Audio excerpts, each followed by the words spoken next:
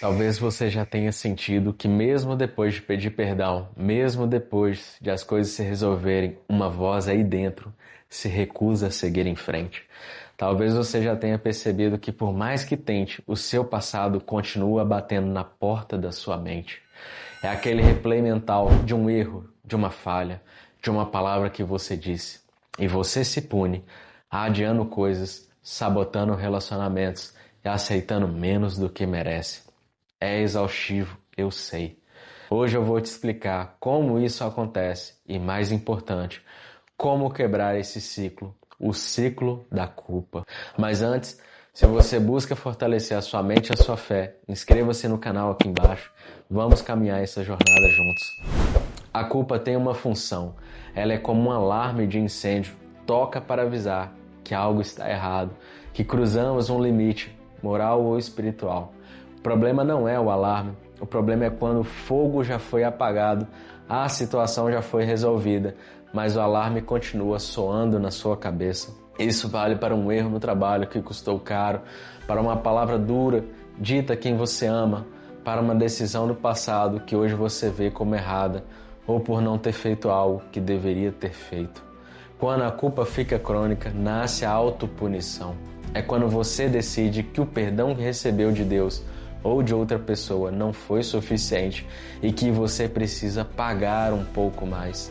E como o ciclo costuma funcionar? Primeiro um gatilho, uma memória, uma música, um lugar. Segundo, um pensamento sutil, eu não mereço estar em paz. Terceiro, um peso na consciência. E quarto, um comportamento de autopunição.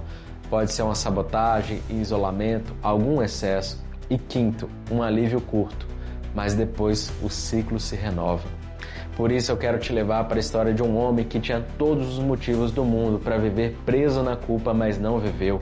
A história de Paulo. Antes de ser Paulo, ele era Saulo. E Saulo não cometia erros pequenos. A Bíblia relata que ele perseguia a igreja, um caçador de pessoas, arrastando homens e mulheres para a prisão.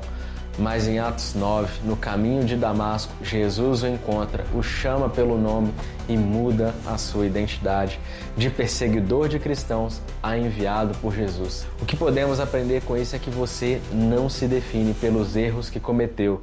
Você não foi tão longe que o perdão não seja capaz de te alcançar. Quem você é agora cala o rótulo de quem você foi ou daquilo que você fez. Agora imagine, anos depois, já como Paulo, deitando a cabeça no travesseiro e lembrando do rosto daquelas pessoas. Ele carregou um passado pesado, a memória estava lá. E olha o que ele escreveu. 1 Timóteo, capítulo 1, dos versículos 15 a 16. Esta afirmação é fiel e digna de toda aceitação. Cristo Jesus veio ao mundo para salvar os pecadores, dos quais eu sou o pior.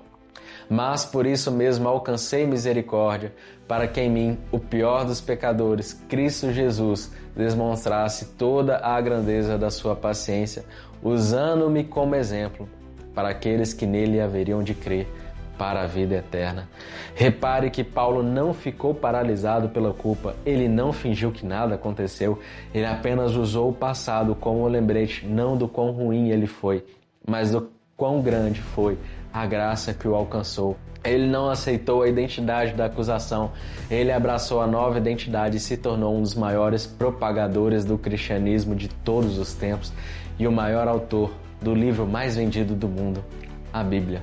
Sempre que a memória do erro vier, diga a si mesmo, eu sei que isso aconteceu, e isso é o que eu fiz, mas não define quem eu sou agora e nem o meu futuro. Você não pode apagar o que fez, mas pode decidir se o seu passado será um monumento de vergonha ou um testemunho de transformação. A culpa não muda o seu passado, mas ressignificar a sua identidade muda radicalmente o seu futuro. É isso que Paulo nos ensina. E Paulo se coloca como exemplo para você, para que você entenda que não há nada que você tenha feito, nenhuma culpa que seja forte demais, que não mereça ser perdoada por Deus ou por você mesmo. E Deus quer que você seja liberto ou liberta hoje de toda a culpa que tem carregado aí dentro para poder mudar o seu futuro, porque Ele te ama demais para aceitar te ver sofrendo assim.